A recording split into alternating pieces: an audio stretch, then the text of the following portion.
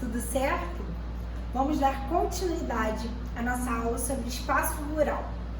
E agora nós vamos começar a falar sobre Revolução Verde. Essa aula então vai estar dividida em duas partes. Na primeira, eu vou apresentar o contexto e as características da Revolução Verde, e na segunda, eu vou apresentar os aspectos positivos e negativos. Então, vamos lá. Em que contexto essa revolução aconteceu? Ela se iniciou aproximadamente pós Segunda Guerra Mundial, na década de 50, quando os Estados Unidos, associados à FAO, que é uma agência da ONU, detectaram que alguns países do mundo viviam condições muito ruins em relação à produtividade alimentícia e a quadros extremos de fome.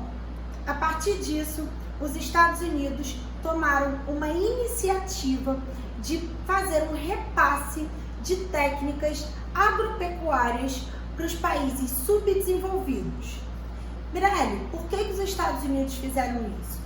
Como eu disse, a gente estava num contexto de Guerra Fria. Problemas socioeconômicos, miséria, fome, terreno fértil para os ideais socialistas. Dessa forma, para se precaverem e para garantirem zonas de influência, os norte-americanos estabelecem uma relação com os países subdesenvolvidos, que além de estabelecer uma dependência desses países para com os Estados Unidos, também é uma forma de gerar movimentação e aumento do consumo da indústria química norte-americana, já que com o investimento em indústria bélica, ela tinha tido um grande desenvolvimento e estava praticamente estagnada. Então, as justificativas são basicamente essas: afastar a fome dos países subdesenvolvidos e movimentar a indústria química norte-americana. Alguns exemplos de países que participaram dessa Revolução Verde. Podemos falar do México, podemos falar do Brasil, podemos falar da Índia. Assim, agora nós vamos destacar as principais características dessa revolução. Gente, se é uma revolução, significa que é uma grande transformação.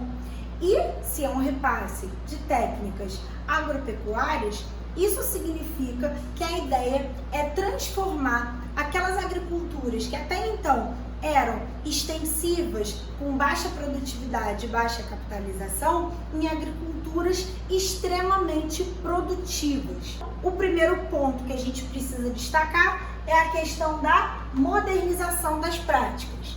E essa modernização, ela vai vir a partir dessa intensificação que eu acabei de destacar, que vem de braços dados com a capitalização. Afinal de contas, para a modernização do campo acontecer, ela precisa, antes de tudo, de investimento de capital. Algumas vezes esse capital ele vai partir da iniciativa privada, dos próprios latifundiários, como a gente vê no caso brasileiro, mas também vemos um momento em que o Estado ele acaba subsidiando parte dessa revolução, de forma a intensificá-la. Assim, nós percebemos que para esse Estado ter capital, muitas vezes, como é o caso do Estado brasileiro, ele vai pegar empréstimos, financiamentos estrangeiros com os Estados Unidos.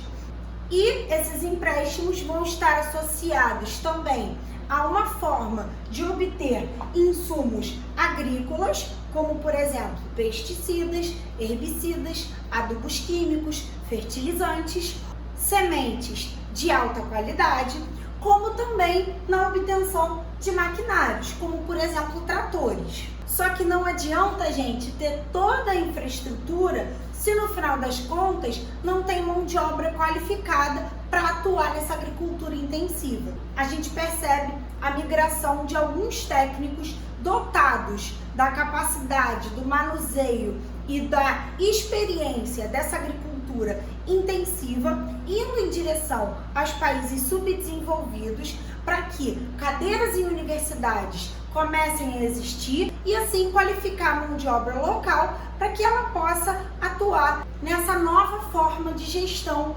agropecuária.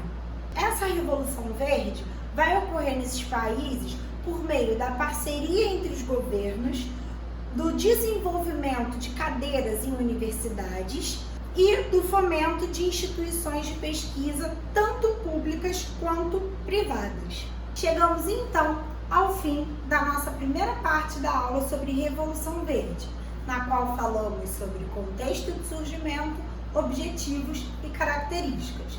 Na próxima aula, trataremos das consequências positivas e negativas desse processo tão importante para a produção agropecuária mundial. Tá certo? Espero vocês. Um beijo!